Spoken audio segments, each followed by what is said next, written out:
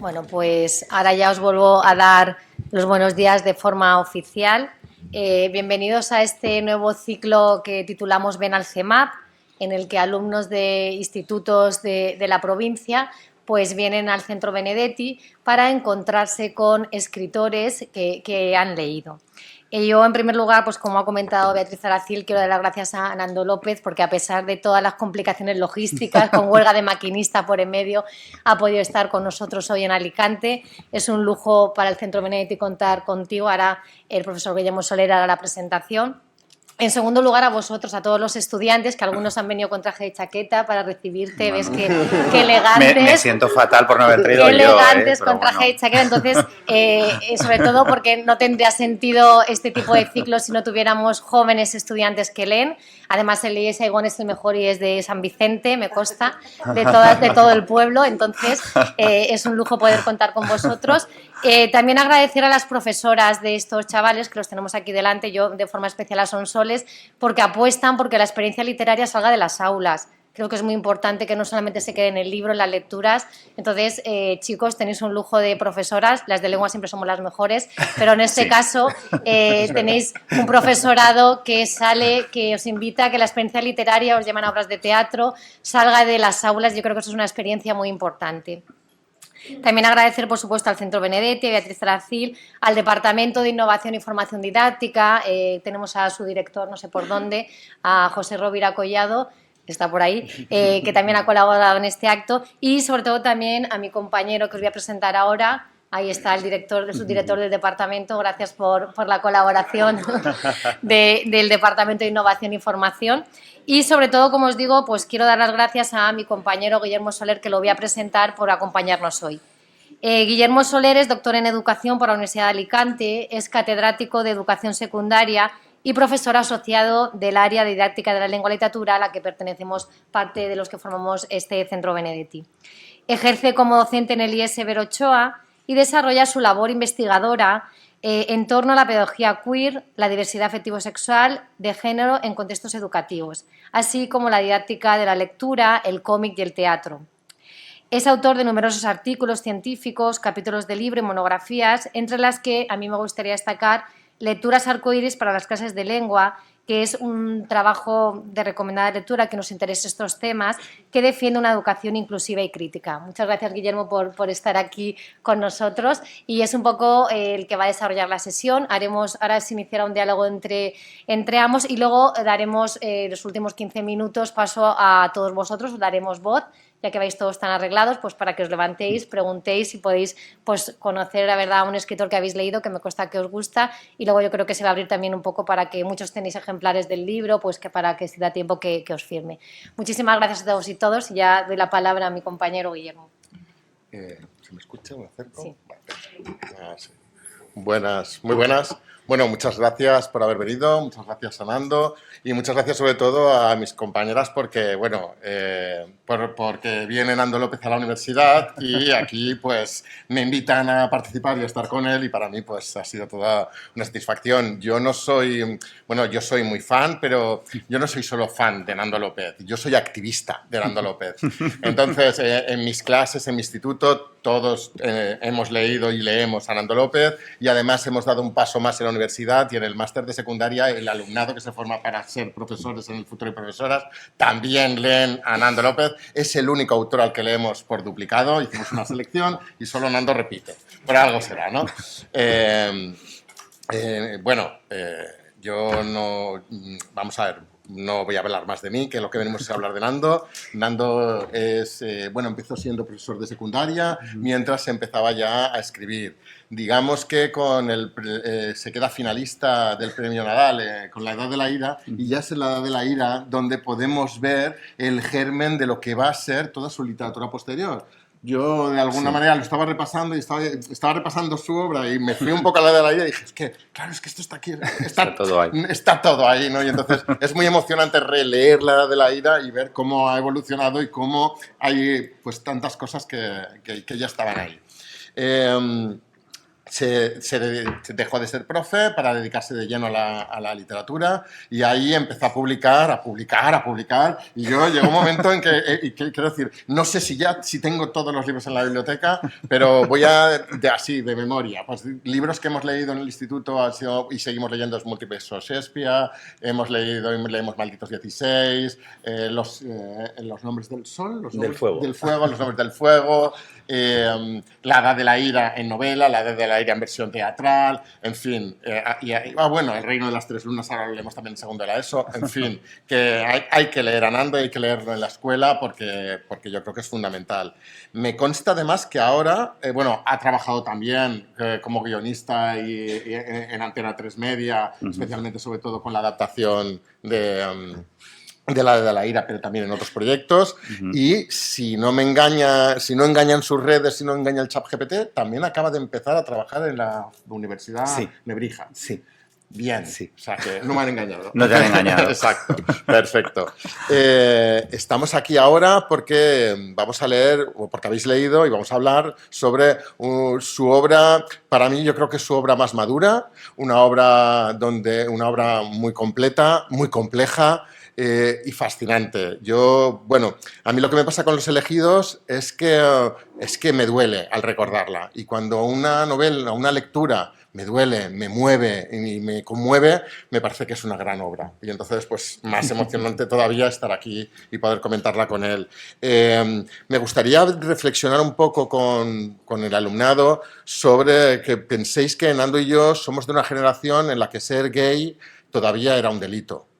Entonces, pensar en eso nos coloca en un lugar y en una posición en la que veros cómo habéis crecido, cómo crecéis en plena libertad, en el sentido de la diversidad afectivo-sexual, pues es algo que yo creo que nos conmueve, ¿no? Que es fuerte. Y me parece que Los Elegidos nos ayuda a entender cómo fue cómo era la vida de las personas que nos precedieron y que no fue nada fácil, nada en absoluto.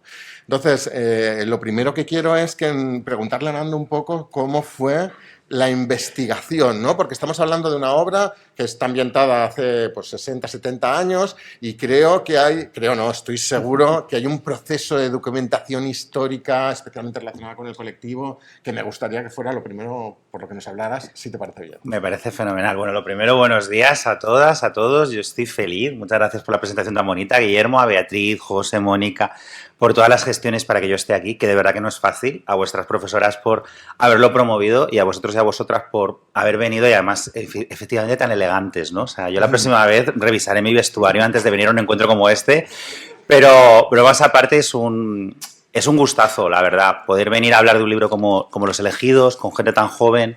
Es verdad que yo fui profe de secundaria, como comentaba Guillermo, estuve 10 años dando clase en secundaria y bachillerato.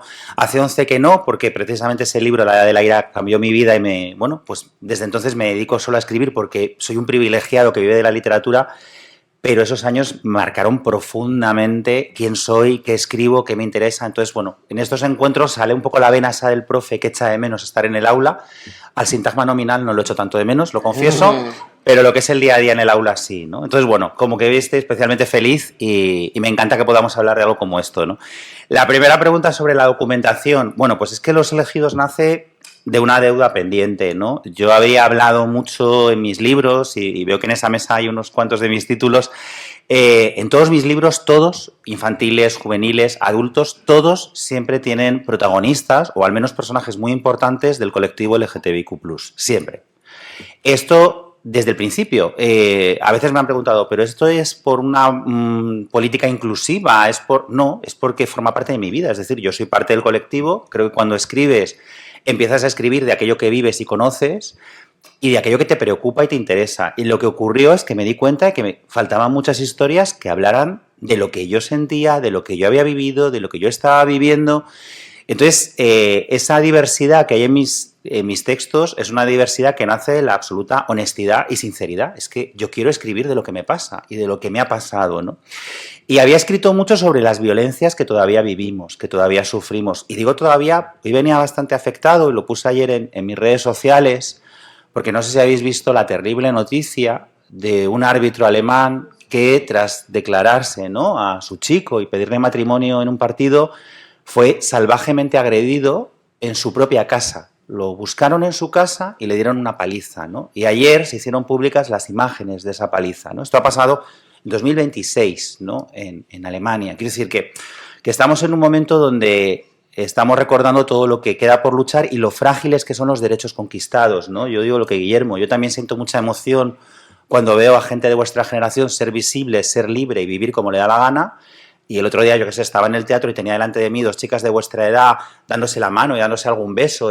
Había algo en mí como que sentía una ternura y una alegría y una luminosidad, ¿no? Decir, qué bien, yo no viví eso con 17 años, pero a la vez siento como mucho miedo y mucha rabia de que eso se nos pueda quitar, ¿no? Y que de repente, pues en alguna de mis redes recibo mensajes de alguna chica o chico de esa edad que te dice que le da miedo salir con la pulsera arcoiris por su barrio porque ha habido agresiones, ¿no?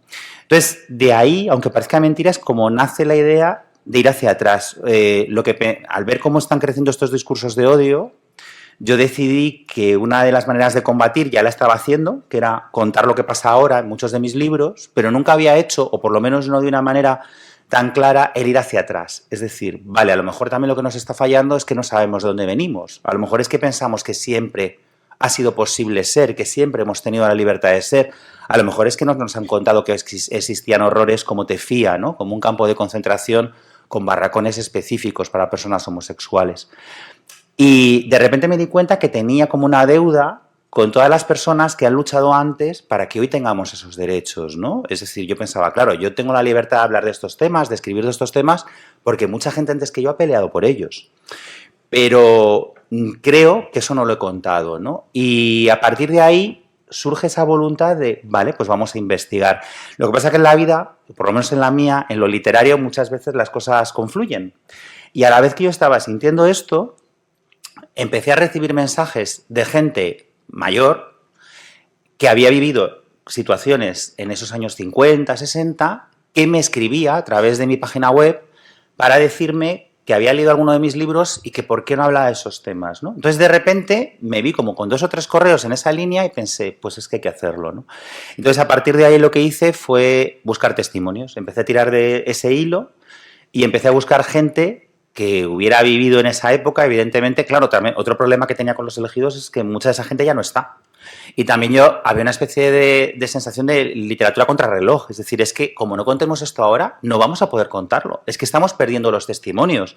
Porque algo que hizo el franquismo, algo que hace todo movimiento fascista, es borrar sus huellas. Entonces, hay muchas de esas realidades que han sido escrupulosamente borradas, que no han sido contadas y que hay que destapar. Entonces, no me era tan sencillo hablar con personas. Y luego, otra cosa que pasaba en esas entrevistas, tuve, por ejemplo, hay una asociación, que es la Asociación 26 de Diciembre, que trabaja por la inclusión de las personas LGTB de la tercera edad, ¿no?, y que habla un poco también del edadismo y toda la discriminación que sufren incluso dentro del propio colectivo. Allí me ayudaron mucho.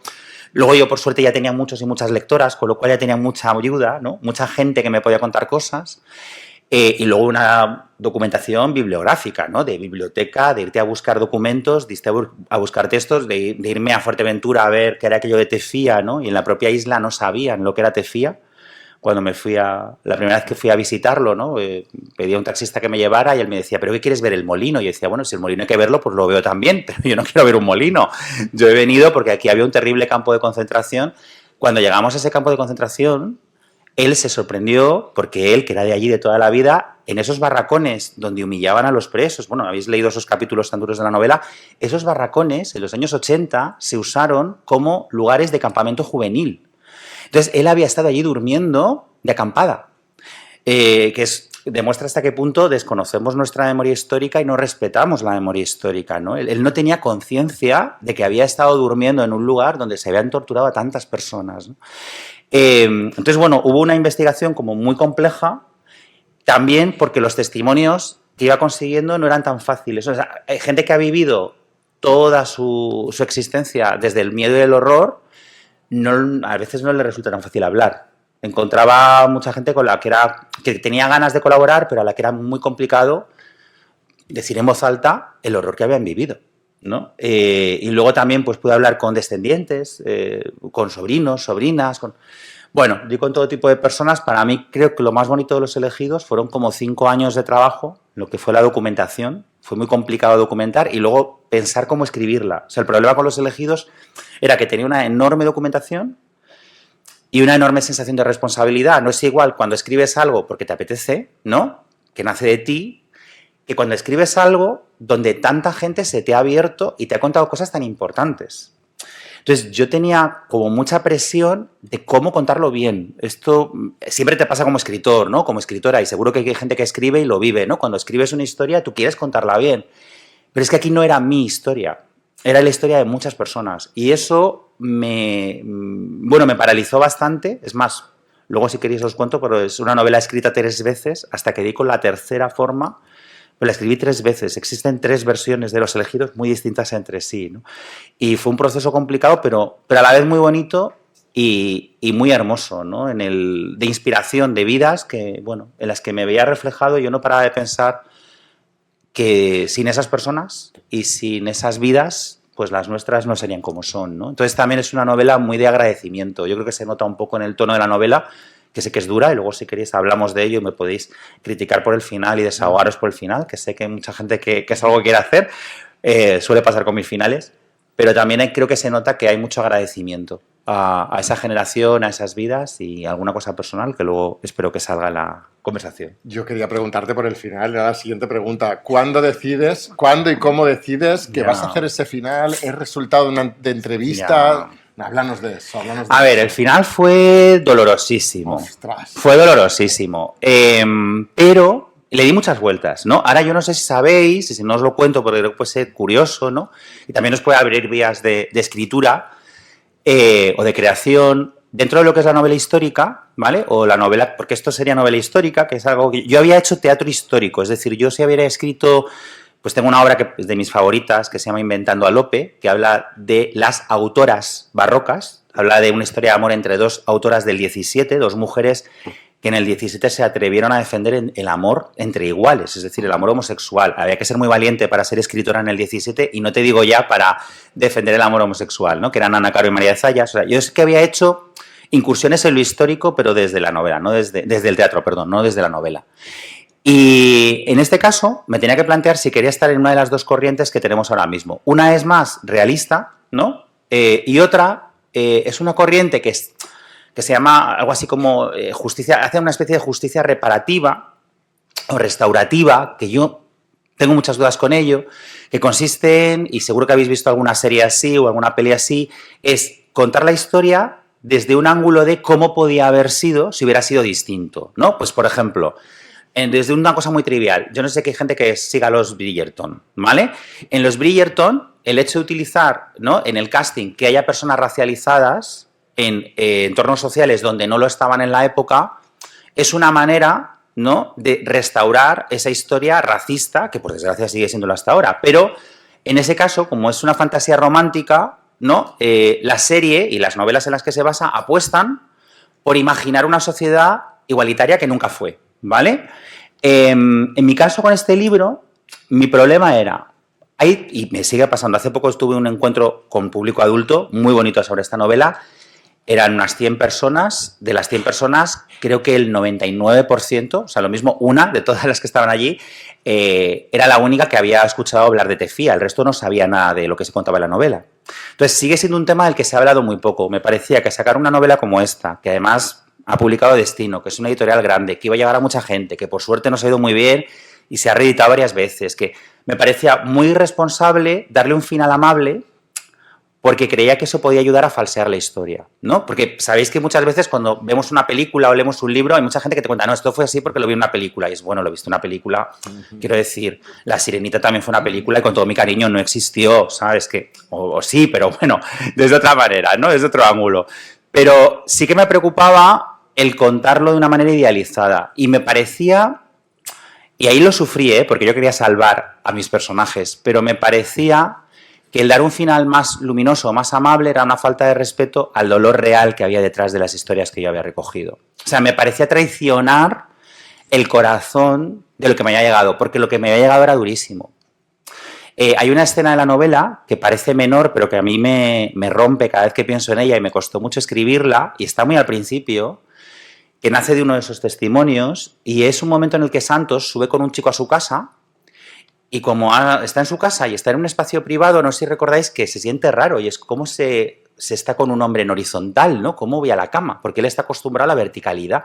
Al encontrarse en un baño, en un sitio, sentado en una butaca de cine, siempre mirando por si viene alguien. Esa escena en la que Santos no sabe cómo tener intimidad con un hombre, porque no le han enseñado a tener intimidad, es de una entrevista.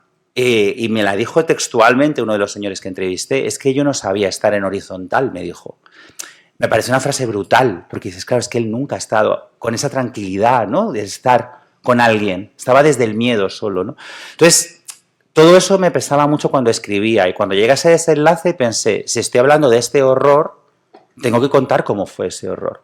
Y ese horror arrastró las vidas de muchas personas. La mayor parte de presos que llegaban a Tefía, o bien presos políticos, o bien homosexuales, que eran ahí encerrados, eran muy jóvenes. En la novela se cuenta que Santos es una excepción, luego vamos a descubrir que está ahí detrás, ¿no? Hernán, pero realmente eran muy jóvenes. La mayoría de ellos no llegaba a salir con vida, se suicidaban antes, porque no soportaban el horror. Porque tú llegabas con 18 años, 19 años, es que era gente de vuestra edad, a la que le destrozaban la vida. Me parecía como muy frívolo el regalarme un final bonito. Era tentador, era muy tentador. Pero por otro lado también creo que es un final que, aun siendo duro, tiene un poquito de esperanza. Para mí la esperanza está en Asun y está en Alonso. Alonso se va a escapar, por supuesto, ¿no? Y sí que os puedo decir, y esto no puede salir de aquí porque me matan, pero bueno, ahora estamos trabajando en la versión cinematográfica, ojalá vaya todo muy bien, ojalá, ahí cruzo mucho los dedos, ojalá, y en el final... Guillermo, me he permitido sumar un poquito de esperanza. Tampoco os esperéis aquí un final, una alegría loca, porque no. Pero digamos que sí que en el final he trabajado para que la gente del cine salga un poquito más esperanzada, ¿no? Confiemos en que vaya bien, está siendo un proceso muy largo, es muy difícil hacer una película, y más una película como esta, es muy caro hacer una película como Los Elegidos. Pero bueno, de momento he encontrado unos cómplices maravillosas que creen mucho en el proyecto y estamos ahí peleándolo mucho para que llegue, ¿no? Pero sí que es verdad que al final, ya digo, había las dos teorías y seguro que hay gente que defendería la otra y también sería una posición, ¿eh? O sea, yo no digo que la mía sea mejor, yo explico por qué cogí esa. Porque la otra me resultaba un acto de frivolidad frente a la profundidad en las acciones y los hechos que estaba contando. Muy bien.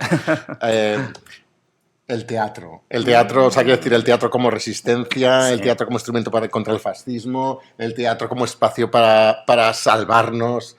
Ya. El teatro. Es que el teatro a mí me ha salvado la vida. A ver, al final uno escribe también, lo he dicho al principio, ¿no? Escribes de lo que conoces, escribes de lo que has vivido. Yo acabo de escribir una novela que posiblemente sea la más autobiográfica que he escrito nunca, que me da la sensación que está por ahí, no sé si está por ahí. Teníamos 15 años, es uno de los libritos que estoy viendo ahí. ¿Azul? Sí, sí. ¿Lo puedo coger un segundo? Me voy a levantar con vuestro permiso. Porque es que tiene que ver con esto. Yo en este libro es un libro que está escrito mitad cómic, mitad novela, y la parte del cómic es un chaval, los años 90, que se planta en un salón de actos como este, ¿vale? Estos son la parte de cómic.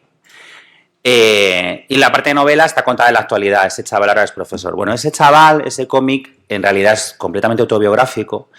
Yo, tal y como cuento en este libro, cuando entré en primero de BUP, que sería vuestro tercero de la ESO, ¿vale? Porque, aunque a veces miento y digo que hice la ESO, no es verdad, yo hice el BUP, que tengo ya una edad.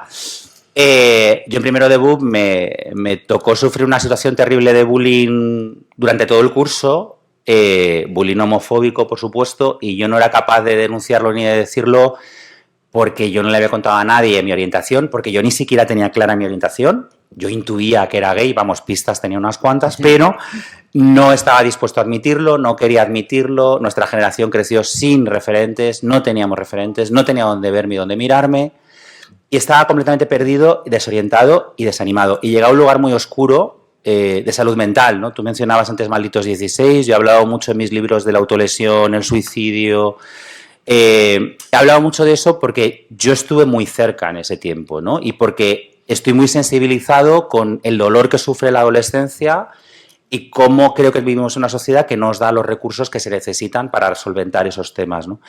Y a mí lo que me salvó es que al año siguiente, en el que yo estaba en un pozo del que no sabía salir, porque yo además no quería compartir esto en casa, que es algo muy específico del bullying homofóbico, ¿no?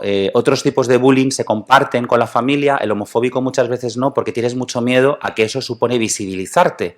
Pese a que yo tenía una familia que lo habría aceptado fenomenal y con la que además, bueno, pues luego cuando se habló fue maravilloso hablarlo, pero a mí me daba pánico hacerlo, ¿no?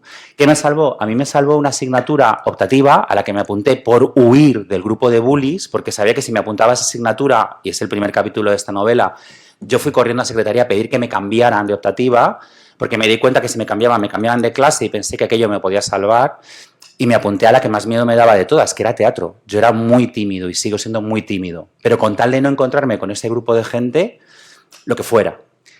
Y a mí el teatro me salvó. Di con una, no solo porque me sacó de ese grupo, sino porque di con una profesora de teatro y literatura que hoy en día es mi amiga, se llama Carmen, que se dio cuenta de que yo estaba mal y me tendió la mano desde el teatro. Es más, ella se dio cuenta que yo, bueno, no era difícil darse cuenta de eso, yo soy un actor pésimo y me daba pánico subirme al escenario y ella lo que me abrió fue la posibilidad de, bueno, no sufras, ¿por qué no escribes tú lo que vamos a decir los demás?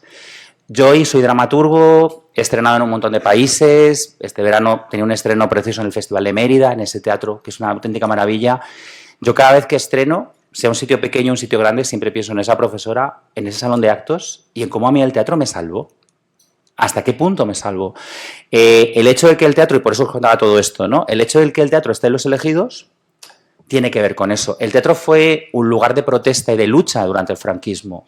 Y es un arte muy valiente, porque en el cine, claro que eres valiente, pero al final tú no estás en la pantalla, ¿no? En el teatro te la juegas en cada función. Muchos de los actores, de las actrices, de los directores que esos años se subieron a un escenario acababan, como pasa un poco en la novela, huyendo de la policía, acababa aquello en tumulto, recibían palos, terminaban en cárceles, terminaban con denuncias. O sea, era muy complicado el hacer teatro, pero a la vez el hecho de estar reunidas, como estamos aquí ahora mismo, es muy valioso. O sea, el poder del teatro es que reúne a mucha gente en un solo espacio para contar una historia, lo hace desde la emoción. Eso es transformador a todos los niveles, ¿no? Entonces, de alguna manera, yo quería, por un lado, el homenaje al teatro como vehículo político, porque creo que la cultura es profundamente política y cuando alguien nos diga que no, se está mintiendo, todo texto es político. O sea, es más, quienes lo evitan también están haciendo política, evitándolo. Es decir, si yo te planteo una novela totalmente heteronormativa, donde no hay más que personas blancas, heterosexuales, cis y de clase alta, pues te estoy contando... Y delgadas y monísimas, con cuerpos normativos, te estoy contando un tipo de sociedad y te estoy anulando todas las demás.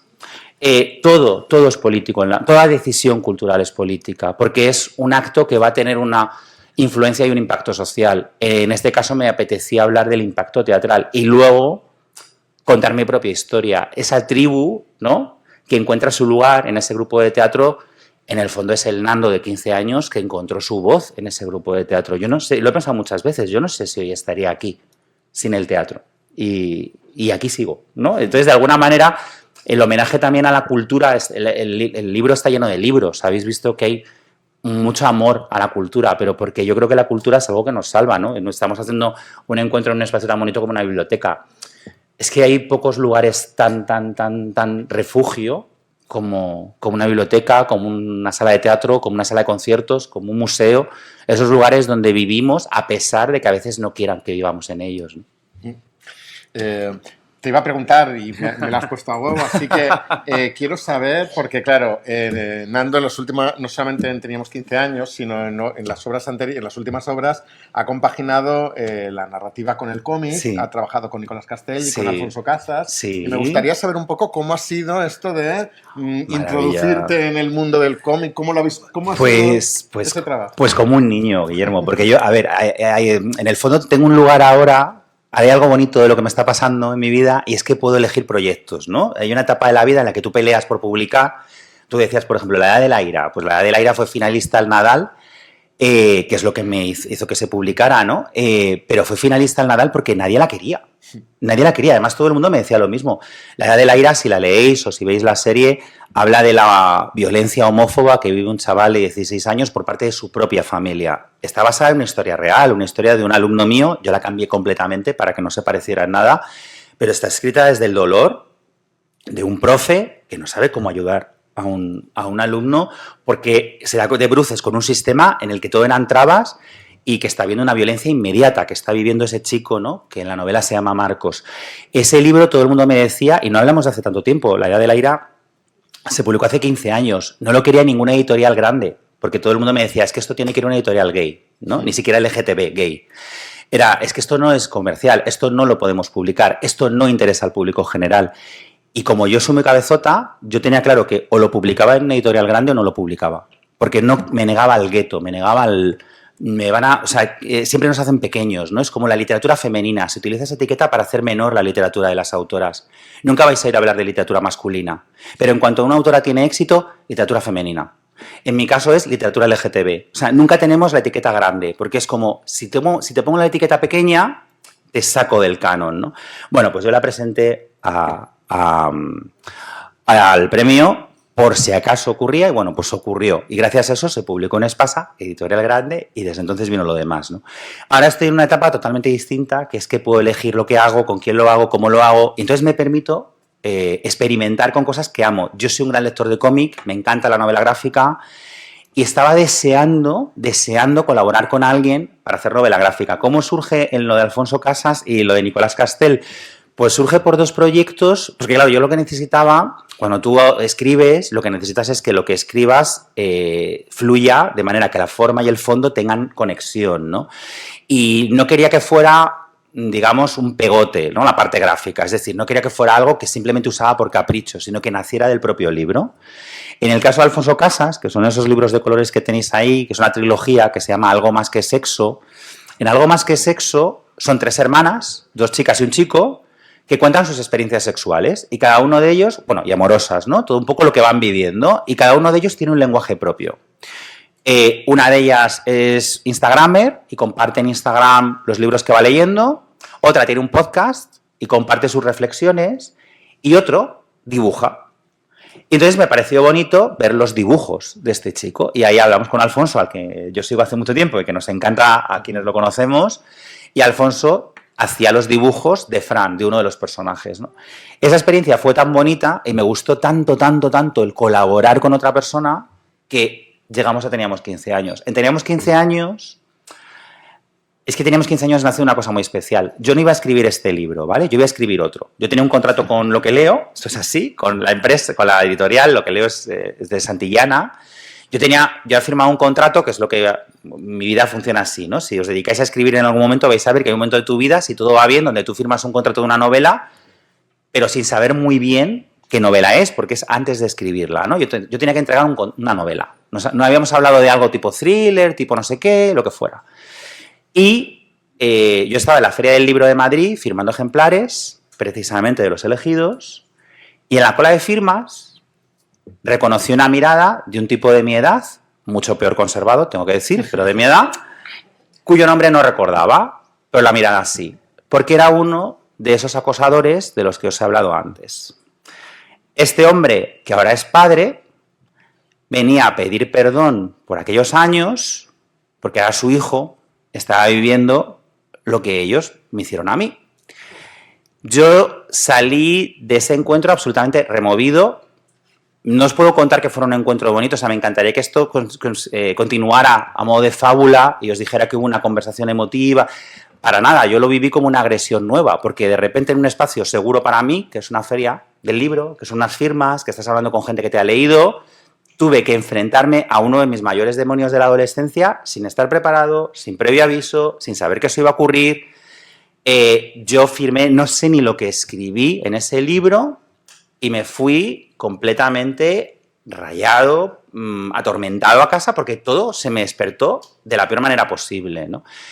Y al día siguiente escribí a Santillana y les dije, tenemos que cambiar el libro que iba a hacer, necesito hablar de esto porque nunca lo he contado.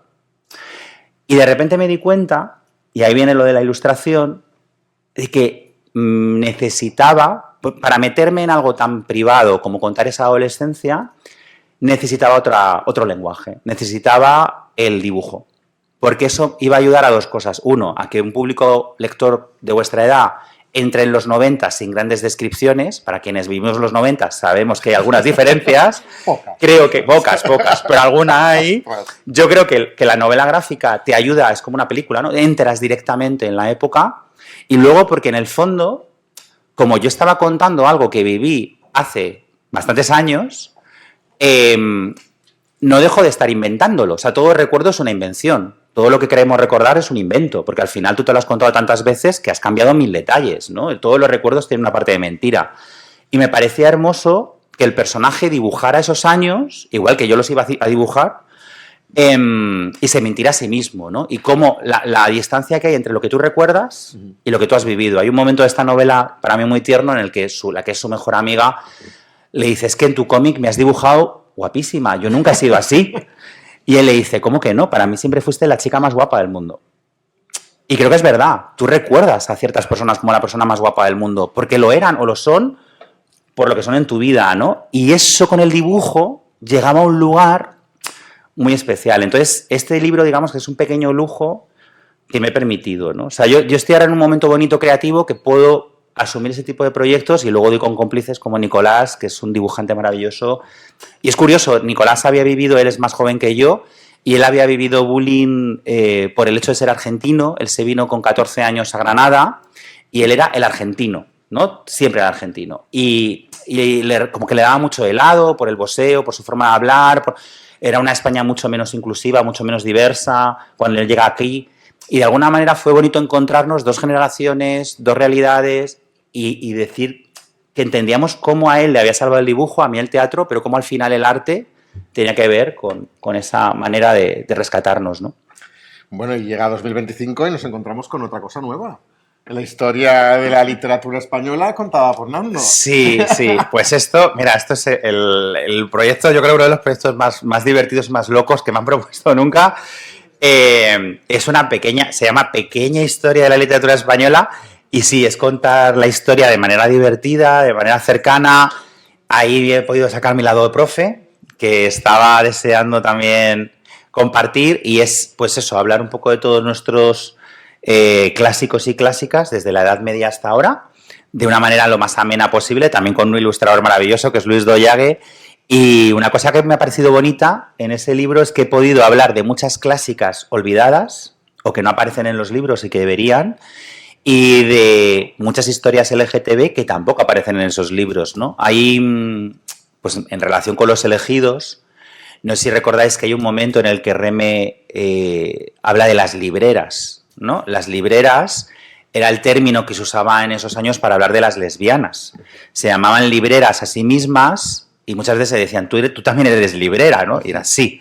El eres librera era un código. ¿Por qué? Porque las librerías eran uno de los espacios donde se encontraban, ¿vale? Entonces, era una manera de identificarse, ¿no? Y hay una autora muy importante, muy importante para la literatura infantil y juvenil, que es Elena Fortún, una de las autoras más importantes de nuestra literatura, pero como ella se dedicaba a lo infantil, siempre se la pone en un lugar más pequeño y merecido. Ella creó un personaje fundamental, que es el personaje de Celia. Tiene una novela que, si alguna vez queréis leer La Guerra Civil y cómo fue desde los ojos de una niña, os recomiendo mucho leer Celia en la Revolución. Es una novela muy política y muy emotiva, donde Elena Fortún vuelca lo que le pasó a ella y a su familia, que se tuvo que exiliar por sus ideas, porque era afín a la República. Y es un libro que parece infantil, pero no lo es en absoluto. Y es una pena que se conozca menos de lo que debería. Y luego escribí otra novela, a la que yo le he dedicado una página enterita, con ilustración incluida en esa pequeña historia, que se llama Oculto Sendero. Oculto Sendero es una historia en la que ella habla de su homosexualidad. Ella se casó con un hombre, tuvo hijos, pero ella era cuando menos bisexual, ¿no? Ella, su parte lésbica, la tuvo que vivir en secreto. Y ella escribe una novela hermosísima, que es Oculto Sendero, y la titula así porque Oculto Sendero es el camino para descubrir su sexualidad. Y está oculto porque no tiene dónde buscarlo, porque no hay referentes, ¿no? Ese libro no lo pudo publicar en vida. O sea, era imposible publicar eso en vida. Lo hemos conocido póstumo. Se conoció ya en los años 2000, muy avanzados los 2000. Es que hay muchas historias que nos han contado, que ni siquiera se pudieron contar, y mucha gente que murió sin poder contarlas en el momento en que las estaba viviendo, ¿no? Entonces también en esta pequeña historia, para mí ha sido bonito poder decir, vale, sí, está muy bien, ¿no? Tenemos a Garcilaso y tenemos a Galdós y todos estos señores los conocemos muy bien, pero ¿dónde están ellas? ¿No? ¿Y por qué a ellas? O por ejemplo, si yo os digo, os voy a decir un nombre, no sé si sonará, creo que sois de primero de bachillerato, puede ser, ¿os suena el nombre de Florencia del Pinar? Podéis decir abiertamente que no, no pasa nada. Florencia del Pinar, lo más probable es que no os suene, si a alguien le suena, enhorabuena, bravo, pero no suele sonar porque no está en los libros de texto. Florencia del Pinar es la primera poeta de nombre conocido de nuestra literatura. Todo el mundo sabe que Gonzalo de Berceo es el primer poeta hombre conocido de nuestra literatura. ¿Por qué no sabemos lo mismo de Florencia? ¿Por qué no? Pues porque la historia de la literatura se ha hecho desde una mirada tan machista como el resto de las historias, ¿no? Entonces, contar este libro era hablar un poco de todo eso. Y luego también poder reírme yo solo escribiendo cosas. O sea, yo me he podido vengar de libros que he odiado toda mi vida, como El Conde Lucanor, quiero decir, me ha parecido maravilloso. Claro, no sé si habéis tenido que padecer su lectura. Ese libro fascinante, ¿no? Con ese Nepo Baby, con un montón de dudas, y ahí el pobre Patronio soportando, ¿no? Que yo me imagino a Patronio cada vez que llega el conde, por favor, otra pregunta, ¿no? Y vengándose contándole cuentos, claro. O sea, ¿qué le vas a contar a este hombre? Poder contar eso, ¿no? Y hacer hasta algún pequeño, bueno, pero más aparte, guiño cómico, pues me ha divertido mucho, ¿no? Con todo mi amor para el Conde Lucanor. Bien, me queda poco tiempo. Te hago una última pregunta y ya la... Venga, muy bien. Pero quiero que nos hables un poco del activismo en las redes sociales. ¿Cómo llevas? Porque eres tan activo en las redes sociales que yo a veces digo, ya está metido en otra. Y ya está metido en otra. Y santa paciencia. Santa paciencia, Guillermo. Sí, las redes sociales sí tenemos una relación complicada. Bueno. A ver, yo tengo la sensación, y voy a intentar ser breve para que podáis hablar también lo más posible. Yo tengo la sensación de que quienes tenemos un trabajo público tenemos una responsabilidad, ¿no? Esto parece la frase de Spider-Man, ¿no? Si tienes un superpoder, tienes una responsabilidad. Bueno, pues aunque suene un poco ñoño, creo que es verdad. Es decir, a mí me sigue mucha gente, me lee mucha gente y creo que no puedo estar callado ante ciertas cosas. El problema de las redes sociales es que han traído a mi vida un nivel de violencia para el que no estaba preparado. Creo que nadie lo está, creo que las redes sociales nos han superado a todo el mundo como sociedad, ¿no? Ahora hay un gran debate sobre el uso por menores. O sea, el tema de las redes es un tema complejo. Yo hace poco estrené una serie que también os recomiendo, si tenéis curiosidad, porque esa es una serie de creación mía en la que volqué toda esta reflexión, se llama Red Flags, y habla de cómo se vive hoy en día la sexualidad y el amor en la adolescencia desde la influencia de esas redes, ¿no? O aplicaciones, o bueno, cómo ha cambiado la manera de relacionarnos, ¿no? Está también en A3 Player. En mi caso, pues yo creo que no puedo callarme ante ciertas cosas. Intento no hablar de todo porque también tengo la sensación de que estamos en una sociedad donde todo el mundo piensa que puedo opinar de todo y yo hay temas de los que no me siento capacitado, pero creo que ante un genocidio o ante una agresión homófoba o ante un montón de situaciones claramente injustas, alguien que se dedica a escribir no debería permanecer en silencio, sino... A mí me resulta muy hipócrita el hablar de ciertos temas, ¿no? Desde lo literario y luego guardar silencio desde lo personal. Yo a veces echo en falta que ciertas voces sean más claras. Lo echo muy en falta, ¿no? Y precisamente los elegidos, uno de mis aprendizajes escribiendo ese libro es, si ha habido gente tan valiente cuando se jugaba la vida, ¿cómo ahora hay tanta cobardía para decir ciertas cosas, ¿no? Entonces, bueno... lo que intento es, cuando menos, ser coherente. Luego lo conseguiré en mayor o menor medida, pero lo intento, ¿no? Y luego hay otra vía que no tiene nada que ver con esta, que es el humor, porque es verdad que quizá como lo que hago es tan intenso, el humor lo necesito mucho. Y, por ejemplo, esa pequeña historia de la literatura ha dado lugar a una cuenta de Instagram, que no sé si conocéis, que también se llama Pequeña Historia de la Literatura, la podéis buscar, sí. Que son memes, donde reconozco que el poder tener una cuenta solo de humor, donde, pues yo qué sé, ayer, por ejemplo, el concierto de Bad Bunny me ha dado memes por un tubo, claro. El poder utilizar la actualidad, poder sonreír desde algo tan bonito como la historia de la literatura... bueno, pues también es otra manera de utilizar las redes para otras cosas, ¿no? Y llenarlas de otro tipo de contenido. Y bueno, intento compaginar los dos. El lado un poco más gamberro, que también tiene uno, y luego el lado activista para que las redes tengan cierto sentido, ¿no? Pues muchas gracias y pasamos ahora al turno de preguntas. que podéis aprovechar la oportunidad de estar con un escritor que habéis leído, hablar sobre su obra, su proceso. Vamos pasando el micro. Me ha encantado todo. Se me ha hecho cortísimo. Así han pasado ya los 45 minutos. Muchas gracias. No, a ti, Guillermo. Sí, que te veamos. Claro. Hola. Hola. Bueno, me llamo Anastasia. Encantado, Anastasia. Primero que nada, me han encantado los dos de tus libros. Tengo Los elegidos y El río las primeras veces. Ay, gracias. Los dos me han inspirado un montón. Y mi pregunta es, cuando yo escribo, siempre hago un personaje con el que me identifico un montón. ¿Tú viste un personaje que te identificaste cuando escribías Los elegidos? Sí, totalmente. Bueno, lo primero, gracias por la pregunta, Anastasia, por haber leído. Los dos libros tienen mucho... Siéntate si quieres estar más tranquila, porque como yo me enrollo un montón... Fíjate, has mencionado dos libros, El río de las primeras veces y Los elegidos, que tienen una conexión, porque como tú los has leído y lo sabes, son dos libros con muchos libros, ¿no? El río de las primeras veces, la historia de amor entre ellas, es a través también de los libros que van compartiendo. Y de alguna manera son dos libros que hablan de cómo los libros nos unen, ¿no? Asun y Santos viven su historia de amor a través de los libros que leen, ¿no? Y me pasa como a ti. Yo creo que quienes escribimos, y te animo por favor a que sigas haciéndolo, claro que nos volcamos en un personaje o a veces en varios. No sé si te ocurre que a lo mejor en algún libro dices, bueno, creo que estoy más en este, pero hay un poquito de mí en estos otros, ¿no? Y es más, a mí me resulta muy difícil escribir si yo no estoy en la historia o si yo no estoy conectando mucho con las emociones de la historia. En el caso de Los elegidos, creo que estoy en dos lugares. Por un lugar, o por un lado, estaría en la búsqueda de la voz de Alonso. En Alonso he recuperado un poco también mi adolescencia, ¿no? Alonso quiere ser director de cine, yo quería ser escritor. Ese no saber quién eres, qué quieres ser, cómo poder serlo, ¿no? Esa búsqueda. Y luego hay otra parte de mí que me ha salido el lado es que lo tengo clarísimo que está ahí en Santos, ¿no? El amor por los libros, el creer que los libros pueden cambiar las cosas. Hay un momento en el que dicen, si la poesía no puede cambiar el mundo, es que el mundo está muerto.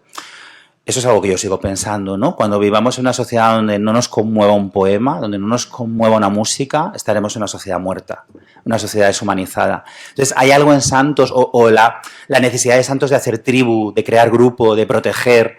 Creo que quienes nos dedicamos a la educación tenemos también ese lado, ¿no? De querer proteger a tu alumnado, de que todo vaya bien.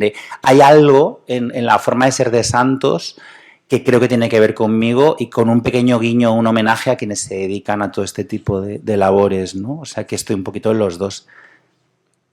A ti. A ver quién más se anima. Hola, Nando. ¿Se escucha bien? Perfectamente, perfectamente. Nada, te quería preguntar que a la hora de sentarte a escribir, ¿necesitas estar muy motivado o simplemente te sale y ya está? Muy buena pregunta. Bueno, me encanta tu pajarita, tengo que decir también. En mi caso, a ver, normalmente el impulso para empezar una historia, y lo has preguntado muy, muy bien, porque yo creo que los dos estados de ánimo son compatibles. Para empezar una historia sí necesito estar muy motivado. O sea, el momento de arrancar, esto es como, a lo mejor os pasa cuando tenéis que hacer un trabajo para clase y tal, que empiezas como con mucho entusiasmo de, se me ha ocurrido esta idea, y luego cuando vas viendo que te queda mucho por hacer y que tienes que entregarlo, como que la motivación va bajando, ¿no? Pues esto a veces me ocurre. Sí que empiezo desde una motivación máxima, pero hay momentos del proceso donde me tengo que obligar. O sea, hay una parte de... La literatura se cuenta muchas veces, o el trabajo literario, desde un lado muy romántico.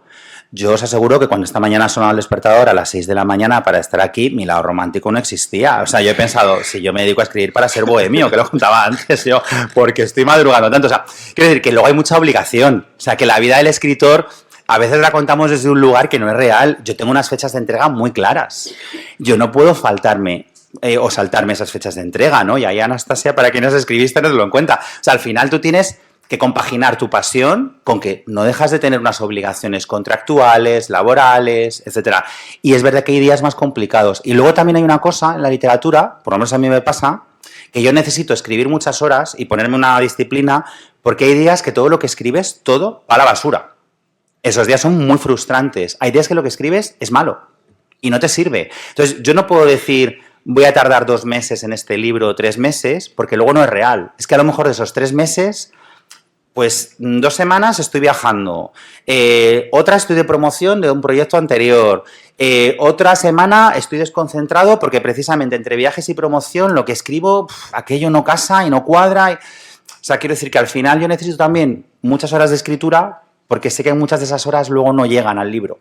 se quedan fuera del libro, ¿vale? Por eso a veces cuando en una entrevista habréis visto a algún escritor, alguna escritora y dices, estuve 2 años con este libro, y mucha gente es, ¿cómo estuvo tanto tiempo? ¿Está exagerando? No, es que esos 2 años son 2 años con todo lo que conlleva el trabajo literario, haciendo muchas más cosas, ¿no? Con lo cual tienes que compaginar tu ilusión, tu emoción y el trabajo. Para mí la clave para no hundirme y no abandonar algunos libros es que ese primer momento que tú describías, ¿no? de sentarte con ganas, nazca de un motor muy poderoso. O sea, todos mis libros pueden estar mejor, peor, de algunos estoy más contento que de otros, esto es así, pero todos han nacido de quiero contar esto. O sea, yo lo que tengo que tener muy claro es por qué estoy empezando la historia. Nunca me meto en un proyecto si no estoy enamorado del proyecto, porque luego sé que el llegar al final no es tan fácil, ¿sabes? Pero el estar enamorado de eso es la clave para luego avanzar. ¿Y la inspiración? ¿De dónde la buscas? Pues ahí ha cambiado un poco. Al principio nacía mucho de mí, ¿no? Yo creo que eso también es una evolución bastante natural en casi todo el mundo que escribe. Nacía mucho de las cosas que vivía, las cosas que me pasaban. Ahora llevo muchos libros ya que nace de historias que me llegan y que me piden que escriba. Es decir, muchos de mis libros, de los últimos libros, han nacido de personas que he conocido, de encuentros como este, de correos que me llegan. Una de mis novelas, que fue Premio Gran Angular, que es un premio con mucho prestigio en el mundo juvenil, la versión de Eric, que es un thriller, que es una novela sobre el perdón, si podemos o no perdonar a la gente que nos ha hecho mucho daño. Su prota es un chico trans. Yo escribí esa novela porque hubo un chico trans que me mandó una foto preciosa, era un chico de 13 años, con sus padres, y él me decía, leo tus libros, me gustan, leía los que tengo para gente más pequeña, pero nunca hay un niño trans como yo. Dice, además yo querría un niño trans que aunque tenga problemas, porque ponía, yo los he tenido, pero que también sea feliz, porque yo soy feliz, ¿no? Y entonces la foto era con sus padres, era una foto muy feliz. Era una cosa que, bueno, a mí me mató de la ternura. Hablé con él, hablé con su familia, empecé a hablar con gente trans y de ahí salió ese libro. Nació casi como Nadie nos oye, que es un libro que habla de homofobia en el deporte, nació de un centro de alto rendimiento deportivo, de un grupo de chicos y chicas que había leído La Edad de la Ira, que me pidieron que fuera a su instituto a hablar de su realidad. Y yo estuve conviviendo con ellos unos días y escribí una novela que transcurre en el mundo del waterpolo, que es un mundo para mí desconocido, porque fue una petición así. O sea que ahora mismo mi inspiración viene casi, no voy a decir que escribo por encargo, pero casi. O sea, me llegan, para mí es un privilegio, tengo la suerte de que mucha gente me pide que escriba algo sobre su realidad. Ahora, por ejemplo, estoy en un proyecto maravilloso que de momento va en una vía teatral, pero seguramente tenga más vidas. Una asociación de personas con discapacidad intelectual me ha buscado porque están hartas de que sus vidas se cuenten desde fuera, ¿no? Desde la mirada capacitista de quienes tenemos otra realidad. Y he estado haciendo un taller con ellos y con ellas para escribir algo que nazca de sus experiencias. Y también para mí eso es un lujazo, porque imaginaos lo que es que te ofrezcan la posibilidad de entrar en vidas que no son la tuya, conocerlas y poder poner ahí como un altavoz, ¿sabes? Decir, ¿qué quieres contar? Entonces ahora mismo la inspiración viene más desde fuera, desde la gente que me lee, y me siento muy afortunado, muy afortunado. De momento no me ha ocurrido quedarme en blanco, o sea, nunca he tenido el problema de no sé sobre lo que escribir. Tengo más historias de contar de las que podré contar, lamentablemente. O sea que eso es algo suerte. Y ya la última pregunta. Muy bien, muy bien. Tú vales para periodista, A lo mejor es un poco personal, pero... Nada, puedes preguntar. Tú ahora mismo vives de escribir, ¿verdad? Sí, vivo de escribir. Mi pregunta es si se gana bien. Se gana bien, se gana bien. Ya me extrañaron, no ha salido la pregunta, se gana bien. Pues mira, claro, depende, depende, claro, ¿se gana bien o no? Pues depende de los libros que vendas, esto es así. Y esto, mira, os doy el dato para que quienes se dediquen a ello lo tengan claro y no se estafen. ¿Cómo se vive de la literatura? Por ley, todos los autores y todas las autoras ganamos lo mismo. ¿En qué consiste eso? Todo el mundo que escribe gana el 10% de lo que cuesta su libro en derechos de autor. Es decir, si mi libro cuesta 10 euros, de cada libro que se vende yo me llevo 1. ¿De qué va a depender que gane bien o no? Del número de libros que venda cada año. Lógicamente, cuando tú tienes suerte y te va bien, las editoriales, cuando firman contigo un contrato, te ofrecen un anticipo. ¿Ves? Pues vamos, vendiste el año pasado tantos libros, calculo que vas a vender tanto, entonces tú, esto lo habréis visto en un montón de películas y series, que sale un autor o una autora que ha cobrado un anticipo y está muy estresado porque tiene que entregar el libro. Normalmente autores y autoras que viven unos pisazos increíbles y que están súper relajados y nunca escriben. A mí esa gente me da mucha envidia porque la vida no suele ser así. Pero ¿De qué va a depender que ganes bien, como tú dices? Pues del número de libros que vendas cada año. Yo tengo la suerte de que mis libros van muy bien en el sentido de que mis libros les pasa una cosa que hace que mi vida sea bastante cómoda y es que permanecen en el tiempo. O sea, ha mencionado Guillermo La Edad de la Ira. La Edad de la Ira yo la publiqué hace 15 años. Desde hace 15 años, todos los años se reedita varias veces. Ese libro todos los años me da beneficios. O sea, yo ahora mismo estoy en una situación bastante afortunada en la que si yo dejara de escribir, podría llegar a fin de mes bastante bien. Y eso es maravilloso. ¿Por qué? Porque está muy bien llegar a fin de mes y porque eso me da mucha libertad para afrontar muchos proyectos. O sea, es verdad que esto es muy complicado porque al final es el arte y el mercado. Yo lo que hago es bastante arriesgado para las editoriales.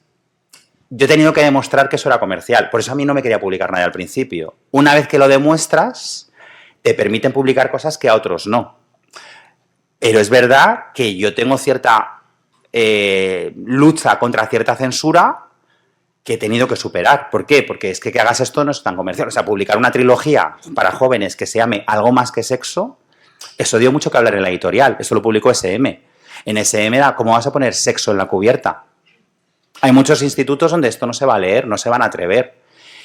Pero como era un libro mío, se publicó. Yo defendí que eso había que hacerlo. ¿Por qué? Porque me parece una sociedad, volvemos a lo de la hipocresía, una sociedad hipócrita en la que tenemos menores consumiendo porno desde los 12 años, pero tú no puedes escribir una trilogía juvenil que hable de sexo y de educación afectiva. Pero es verdad que eso es un reto comercial. ¿Por qué me puedo permitir eso? Porque dije, si va bien o mal el libro, no afecta que mi estabilidad económica se mantenga. Y yo sigo pensando, y es verdad que en eso tengo una red maravillosa que es que si yo algún día dejo de vender libros, yo volveré a dar clase. Y me encantaba dar clase. Entonces, hay algo en mí que me hace muy libre. O sea, lo peor que me puede pasar, que es dejar de vender libros, sí, me daría mucha pena. Pero más pena me daría traicionarme, ¿no? Y contar cosas en las que no creo, o contar cosas comerciales. A mí me han ofrecido muchos proyectos que he dicho que no. No se imaginen la cantidad de novela romántica facilona que me han ofrecido. No, porque no me gusta, porque no creo en ella y porque no me interesa. Cuando hago novela romántica me sale El río de las primeras veces, que es novela romántica, pero con mucho fondo social. Entonces, bueno, yo he conseguido un equilibrio en mi vida que me hace dormir muy tranquilo, de vivir de ello, pero no haber traicionado ni mis ideales estéticos. También me dicen muchas veces, mis libros son difíciles. Sí, Los elegidos no es una novela fácil en muchos aspectos.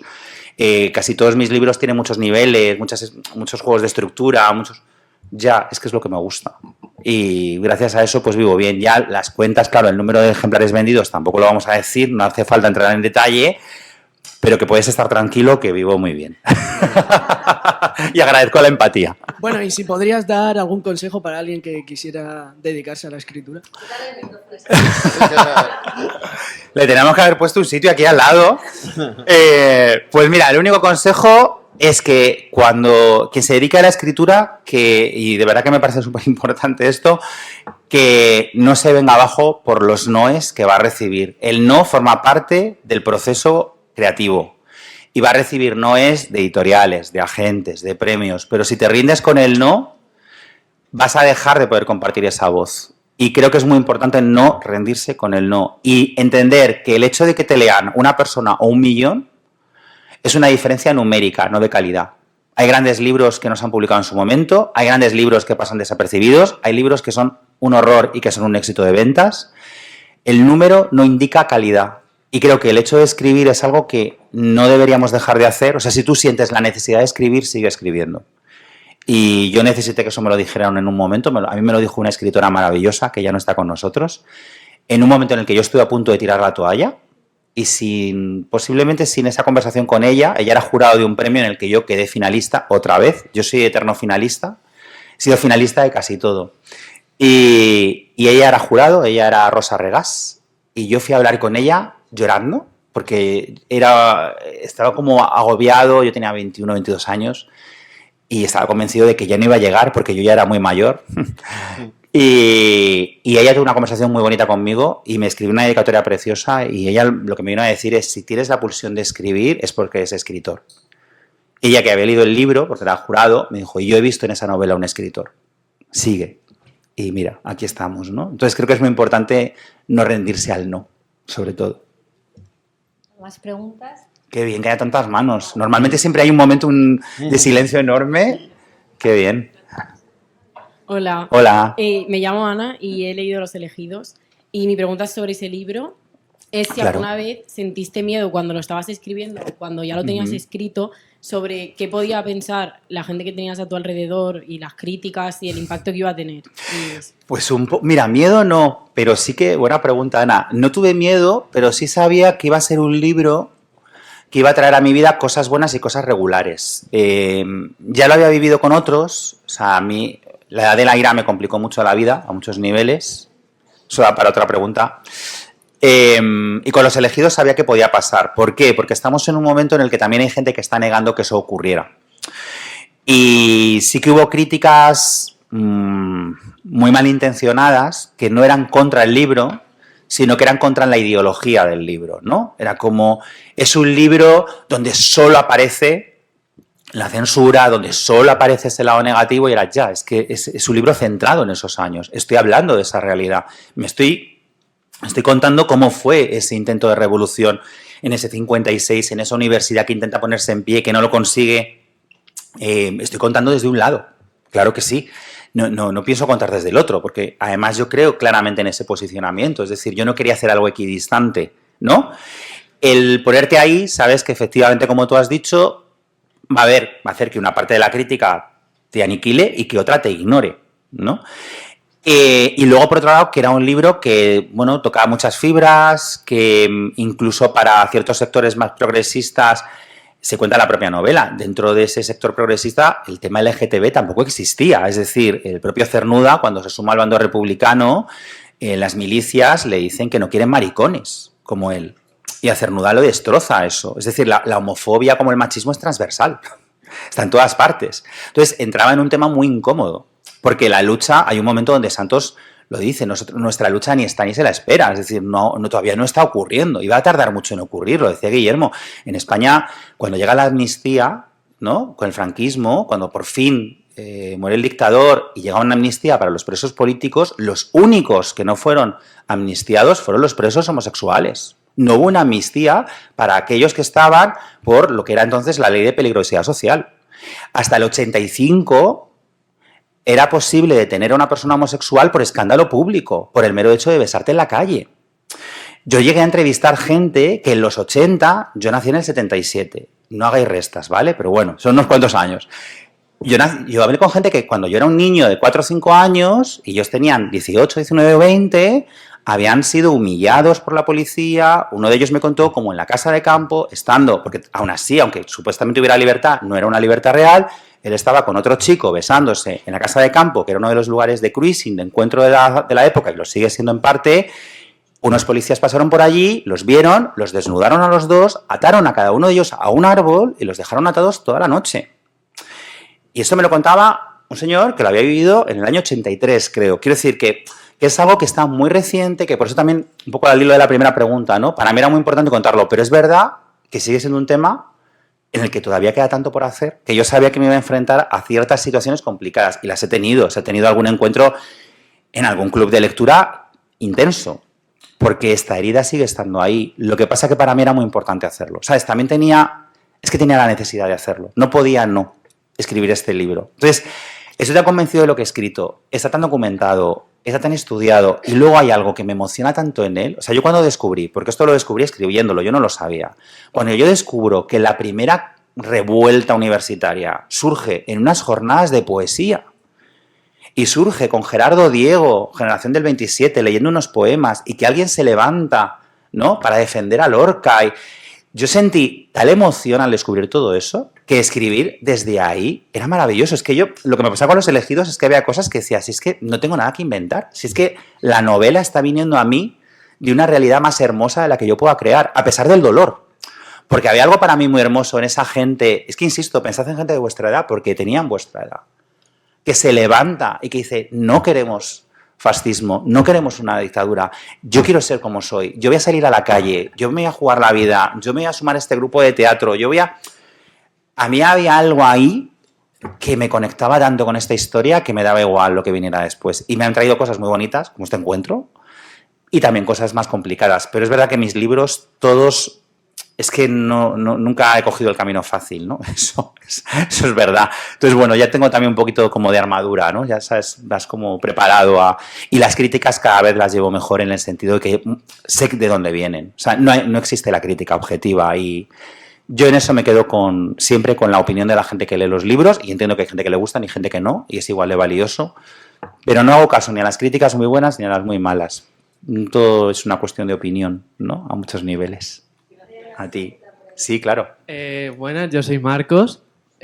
Antes has comentado en Los Elegidos Sí. que ha habido versiones previas a la final. Sí. Y mi pregunta es, ¿qué le faltaba a las anteriores versiones para al final decantarte por esa final y lo que la diferencia con las anteriores? Muy buena pregunta. Pues sí, hubo 3 versiones. La primera versión era la que yo llamo la versión cobarde.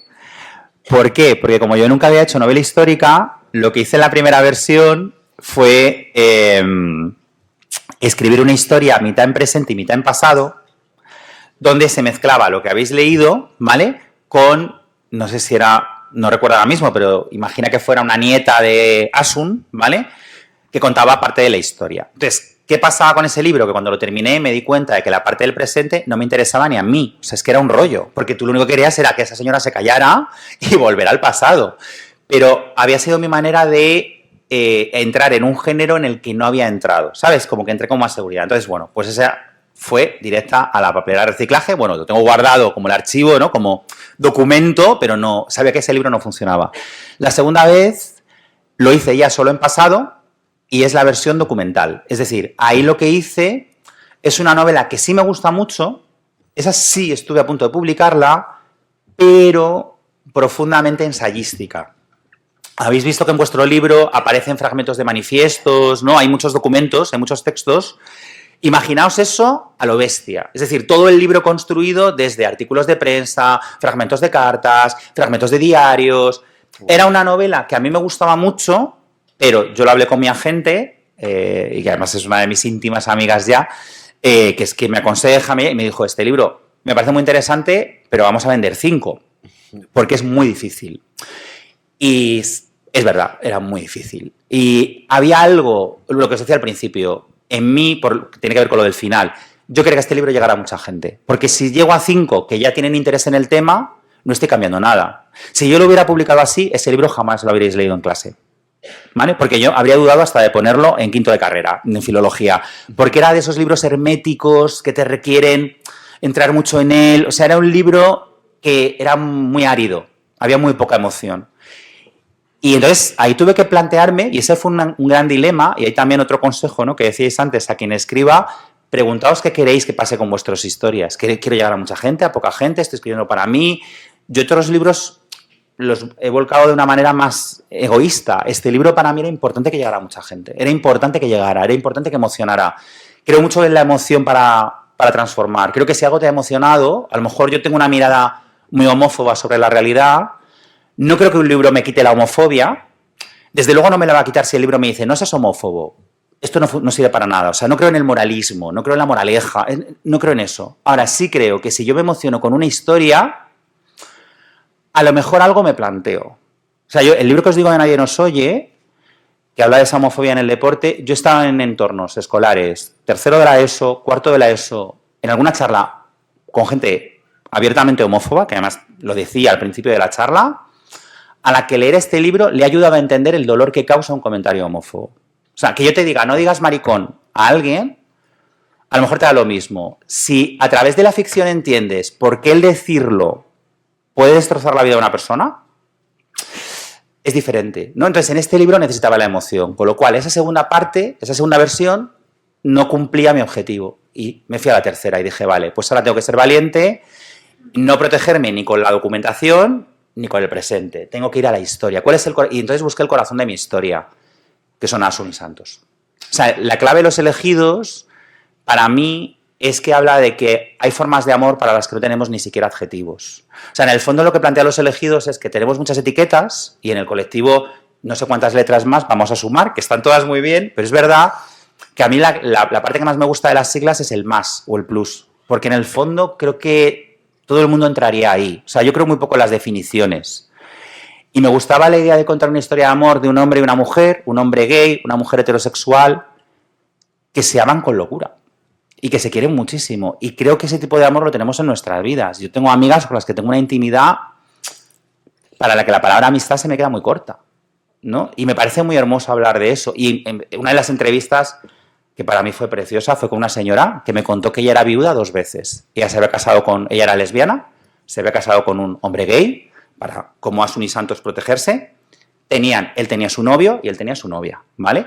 En principio estaban casi siempre en casa de la novia o del novio, salvo cuando venía alguien de fuera, algún familiar, y entonces se juntaban y eran la familia perfecta, ¿no? Hacían como teatro y luego se volvían a ir.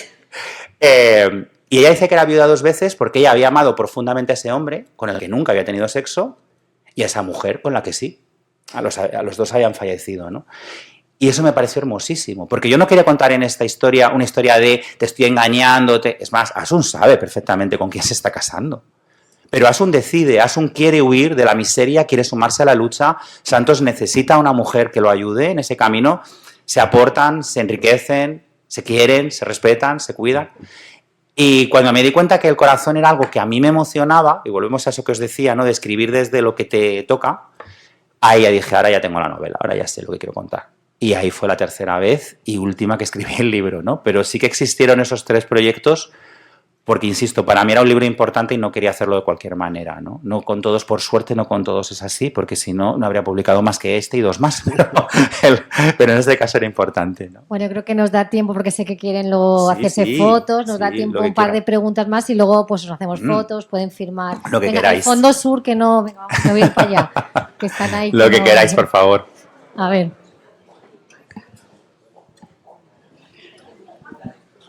Buenos días, yo soy Carlos. Hola, Carlos. Gracias. Y yo siempre dije lo siguiente, que si el lector hubiese sido un agudo filósofo, como lo es Nando, es cierto, todos los que sean homosexuales habrían aprendido lo siguiente, que si esto hubiese continuado en la actualidad, la libertad sexual no existiría. Pues sí, totalmente, ¿no? Y ese final, ¿no? Con ese no existiría, Carlos. En el fondo, ese silencio, ¿no? Al que has llegado, ese no existiría, es un poco contra lo que pelea esta novela. No solo no existiría, sino que no se contaría, ¿no? Durante demasiado tiempo no se ha hablado de esta realidad, no se ha hablado de estos temas. Es que pensad que esa libertad sexual, en el fondo, es muy reciente. O sea, estamos hablando de algo, el matrimonio homosexual, por ejemplo, el matrimonio igualitario, llega a España y además como algo pionero en 2008. Y es que está ahí a la vuelta de la esquina. El que saliéramos de la lista de enfermedades mentales de la Organización Mundial de la Salud es también bastante reciente. Es decir, todavía, ¿no? Tú dices ese no existiría, pero es que sigue existiendo. Todavía, hoy, en 70 países es ilegal ser LGTB. Yo no sé si lo hacéis o no, pero sé que hay personas del colectivo, y seguro que sí las hay. Las personas del colectivo, cuando viajamos, a mí cuando me invitan a un congreso, a una conferencia fuera de España, yo tengo que mirar si soy o no soy legal por mi orientación. Yo tengo que mirar si voy y puedo darle la mano a mi pareja, a mi marido o no. Yo tengo que ver si puedo hablar de ciertos temas o no. Y he vivido situaciones bastante intensas con ese tema. Quiero decir que no solo no existiría, sino que sigue existiendo esa opresión y esa imposibilidad de ser, ¿no? Entonces, en este libro sí que hay una voluntad de que entendamos lo que ha costado conseguirlo para seguir defendiéndolo. Hay una cosa que a mí me entristece cuando alguien te dice yo no me siento miembro de un colectivo, yo no me identifico con el orgullo, es porque no conoces tu historia, porque no sabes que para conseguir tus derechos ha habido que ser colectivo, ha habido que salir a la calle, ha habido que pelear en esos orgullos, o cuando alguien, esta frase típica, que espero que no digáis nunca, por favor, pero seguro que habéis oído alguna vez, pues es que no existe el orgullo hetero. Ya, cariño, no existe el orgullo hetero porque a ninguna persona la han perseguido jamás por ser hetero. Ninguna persona ha sido encarcelada, torturada, asesinada por ser hetero. Y tienes esa suerte maravillosa. Tu vida nunca ha corrido peligro por ser hetero. A ti nunca te han insultado por ser hetero. Tú no has crecido con miedo por ser hetero. O sea, yo la primera vez que sufrí un insulto homófobo, El primer marica, yo me lo llevo con 8 años. Yo con 8 años no sé si me gustan los chicos, las chicas, si no me gusta nada, no sé lo que soy. Pero ese marica marca profundamente mi forma de ser. ¿Por qué? Porque yo me lo llevo a casa, yo lo único que interpreto, yo no sé ni lo que significa esa palabra. Lo único que sé es que si me han llamado marica es porque hay algo que está mal en mí y me empiezo a analizar. Yo me empiezo a obsesionar con mi manera de hablar, con mi manera de moverme, con mi manera de caminar y concretamente con mis manos. Yo a fecha de hoy, y eso que las sigo moviendo mucho, pero es muy, si veis alguna entrevista mía en televisión o similar, es muy habitual que en algún momento de la entrevista yo sujete muy fuerte las manos contra la mesa o contra la pierna, o que es un gesto que se me ha quedado del autocontrol y la autorrepresión que yo hacía contra mí mismo durante toda mi infancia y mi adolescencia. Entonces, todos esos miedos te hacen crecer de una manera. ¿Por qué hablamos de orgullo? Hablamos de orgullo en el concepto de supervivencia y resiliencia, de haber sobrevivido a todas esas realidades. Yo una de las entrevistas que hice, como sois aquí gente adulta se puede decir, porque es una frase un poco fuerte, pero es que la quiero decir tal cual la dijo él, a uno de los señores que yo entrevisté. Habéis visto que en esta novela, por cierto, hay bastante sexo, ¿no? Que también es, antes preguntaba a la compañera, es otra de las cosas que había gente que criticaba, que por qué había sexo. Claro, porque esta parte de la historia nos ha contado. Siempre se nos cuenta a las personas LGTB desde la pena. Y yo no quería contarnos desde la pena, quería contarnos desde la verdad, con la parte divertida, la parte carnal, la parte triste, la parte alegre, la parte combativa, todos los elementos a la vez, ¿no? Y hubo un señor muy mayor al que entrevisté que es además el que inspiró la historia de Ramón. Recordéis que Ramón es el denunciado por su madre. Este señor me hizo llorar y reír a la vez. Me hizo llorar con el momento en el que me cuenta que él fue denunciado por su madre. A él le hicieron lo que le hacen a Ramón, fue la Guardia Civil a su casa, le bajaron los pantalones simplemente para humillarlo, lo obligaron a caminar con los pantalones bajados hasta la furgoneta y su madre fue la que le dijo esa frase terrible de yo no puedo querer a un hijo enfermo. O sea, esa frase es real. Este señor se le caían las lágrimas contando eso y decía, yo nunca he tenido amor en mi vida porque no tuve ni el de mi madre y creí que no lo merecía, ¿no? Pero después de contarme eso, y los dos, imaginaos cómo fueron las entrevistas. O sea, lo que yo he llorado escribiendo este libro es que no lo puedo escribir. Pero después me dijo, pero por favor, no cuentes solo esa parte, porque tienes que contar que a pesar de todo, también follábamos. ¿Por qué era tan importante para él esa frase? Porque lo que quería decir es, a pesar de todo, a pesar de que nos querían, ¿no?, eliminar o que no existiéramos, como decía Carlos, seguíamos existiendo, seguíamos teniendo vida sexual, seguíamos buscándonos la manera de estar en el mundo, aun cuando no nos dejaban estar en el mundo, ¿no? Y eso es el orgullo, de ahí viene todo eso. Entonces, sí, yo creo que libros como este, espero, y creo por lo que está pasando con él, y me consta, que ayuden a no olvidar, a saber lo que ha costado defender todo esto y, sobre todo, a seguir defendiéndolo. Yo creo que cuando os contaba al principio el caso de este árbitro, ¿no?, que fue salvajemente agredido esta semana, cuando pasen estas cosas, creo que lo que deberíamos tener claro es que necesitamos seguir conquistando las calles, conquistando espacios y peleando por derechos que no podemos perder, porque ha costado mucho conseguirlos. No podemos volver a esas mujeres sumisas, obedientes, calladas, sin derechos, como Asun, como Reme, esa mujer que sabéis que en la época no tenía derecho a tener una cuenta bancaria propia, que no podía tomar decisiones como adulta, las tomaban por ella sus maridos o sus padres, que no podía ser, ¿no?, que existía, no sé si sabéis, y si no os invito a buscarlo, un terrible patronato de la mujer, donde se encerraba a las mujeres descarriadas. Mujeres descarriadas eran las que se atrevían a besarse con un hombre en público, por ejemplo, o en un cine, y se las podía encerrar en esos sitios que eran auténticos lugares de tortura. Ahora mismo hay un ensayo que podéis buscar que habla de este tema, que es absolutamente escalofriante, e igual que se reprimía cualquier tipo de orientación sexual o cualquier expresión del deseo que no fuera la que se consideraba de bien, ¿no? Entonces, el escribir este libro sí tiene la voluntad de que no solo no se olvide, sino de que ojalá sigamos peleando por seguir conquistando esos derechos y que a esos países que todavía no los tienen les lleguen, y que en países donde los hemos conquistado no los perdamos, porque hay quienes quieren que los perdamos, ¿no? Pues yo creo, ¿no?, que vamos a A cerrar, a firmar, a hacerse fotos. Yo creo que le doy la palabra otra vez. Muchísimas gracias a todo el alumnado. La verdad, Sí, de verdad, qué maravilla. que habéis hecho preguntas muy interesantes, habéis tenido un comportamiento excepcional. Llevamos casi 1 hora y media hablando Sí, de sí. literatura y poesía, que es algo que a la primera fila nos encanta. Entonces, para mí es un placer que nosotras estamos todos entusiasmados, pero os habéis portado de manera excepcional. No, una y yo maravilla. felicito. Entonces, le paso la palabra a mi compañero Guillermo para que cierre. Y ahora, a ver, nos vamos a hacer todos los que tenéis premios una foto con el autor para el instituto y luego que quien quiera hacerse firmar individualmente, pues tenemos un ratito para que podáis pasar. Pues nada, yo simplemente darle las gracias a Nando. Siempre es emocionante escucharte, pero bueno, hoy ha sido casi un poquito más pues por estar tan cerca de ti. Y Gracias. yo solamente te voy a decir, voy a cerrar dándote las gracias por tu pluma y con eso me quedo. Pues mira, yo voy a reivindicar esa pluma en todos los sentidos y a mí, pues gracias por este ratito.